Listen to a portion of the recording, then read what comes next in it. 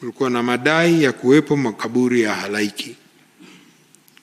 Kulikuwa na madai hayo kupitia vyombo vya habari vya kimataifa na mitandao ya kijamii kusuwepo kwa makaburi halaiki eneo la makaburi ya Kondo, Kunduchi, manispaa ya Kinondoni, Dar es Salaam.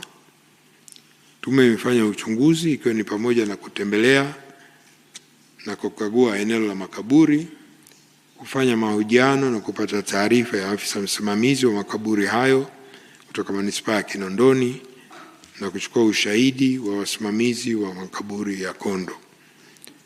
Tume pia imeshirikisha wataalamu mbalimbali ili kufanya uchunguzi wa kisayansi kuhusu madai hayo, ikiwa pamoja na picha za satellite iliyotumika kuleta madai hayo.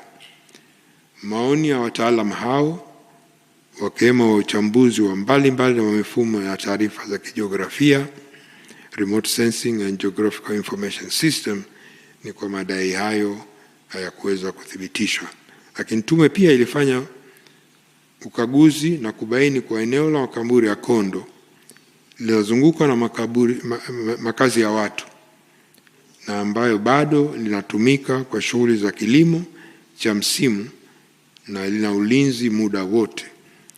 Kutokana na ushahidi na uchunguzi wa tume wa uandani na kuzingatia hali ilivyoonekana katika eneo la makaburi hayo pamoja na taarifa za wataalamu wa uchunguzi wa kisayansi, tume imebaini kwa madai ya kuwepo kwa makaburi halaiki eneo la Kondo hayakuweza kuthibitika.